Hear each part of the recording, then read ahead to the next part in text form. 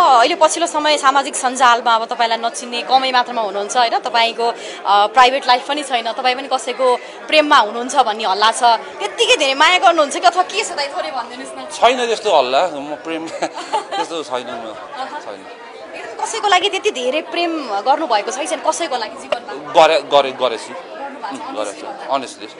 केसम्म गर्नुभयो थोरै भनिदिनुहोस् न। अब त्यस्तो हातसात काट्ने यस्तो त्यो त गरिएन, जस अब आफूले गर्न सक्ने चिजहरू, जस आफ्नो म त्यस्तो हात काट्ने ब्याकग्राउन्डबाट जन्मेको हुर्केको पनि होइन होइन, जस आफूले गर्न सक्ने कुराहरू गरेँ।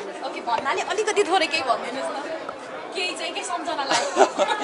अब त्यो त कस्तो भन्यो भने त लामो छ कहानी होइन, अलिकति मात्रै थोरै दर्शकहरूलाई, किनकि तपाईँको स्टोरी धेरैले सुन्न चाहनुहुन्छ।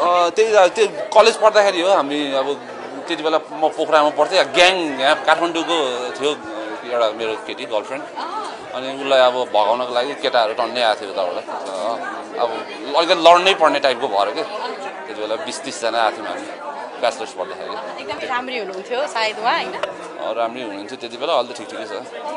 अहिले चाहिँ छैन बोल्छ? स्टिल बोल्छु मैले, बोल्नु। अब जन्ते बाख्रो कहिले खाउनुहुन्छ लाउरेजीले भनेर पनि धेरैले प्रश्न गर्नुहुन्छ। आज चलचित्र हेर्नुभएको छ तपाईँले, अब तपाईँले चाहिँ जन्ते बाख्रो कहिले खाउने? अब टाइम आएपछि खुवाउँला नि, किन भन्दाखेरि अब जे कुरा पनि टाइम नभइकन अब माथिबाट लेखेर आएको हुन्छ भन्छ होइन, आफूले हतार गरेर भएन, हतपतको काम लतपत भन्छ नि होइन, त्यसै कारणले गर्दाखेरि एकदम अलिकति तिखार्दैछु त्यसको लागि।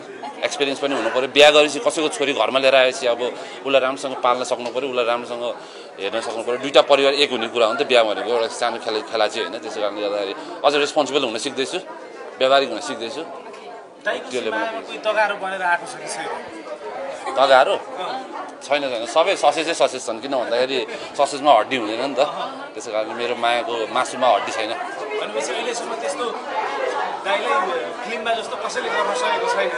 छैन त्यस्तो।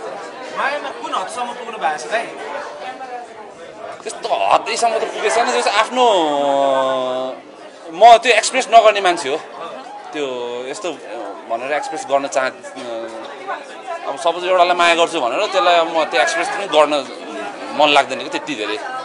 82 सालमा केही शुभ समाचार हामीले सायद सुन्छौँ होला तपाईँको? होपफुली तयारीमा हुनुहुन्छ अरे, बिहेको तयारीमा भन्ने पनि हल्ला छ। तयारीमा त छैन, अब के भइहाल्यो भने अब लेट्स सी। आमाको कतिको प्रेसर छ तपाईँलाई? छैन, मेरो बाबामा पनि त्यस्तो प्रेसर त छैन। अब भित्रभित्र त होला उहाँहरूको इच्छा र आकाङ्क्षा होला होइन, तर घर त्यस्तो अब गर्नै पर्छ भन्ने त्यस्तो छैन। अब टाइम भयो भन्ने त छ नि? खै अब टाइम भयो भन्छ नि, सलमान खानले त बिहा गरेछन् अहिलेसम्म। लाउरे भन्ने बित्तिकै के छ भने केटीहरूको मरिहत्ते हुन्छ कि लाइनै लागेको छ भन्ने पनि हुन्छ होइन, तपाईँको लागि मरिहत्ते गर्ने चाहिँ कति पाउनुभयो? त्यस्तो मरिहत्ते गर्ने चाहिँ छैन होला। होइन, त्यो विश्वासै हुँदैन कि दाइको कन्सर्टमा मान्छे ढलेका छन्, केटीहरू बेहोस भएका छन् होइन, कतिसम्म हदसम्म जाने पाउनु भएको छ? त्यस्तो हद भएको मान्छेहरू हाम्रो कन्ट्याक्टमा आएन, अब देख्न पाएन होला मैले, त्यो भएर छँदैछ होला भित्र अब। जस्तो दाइ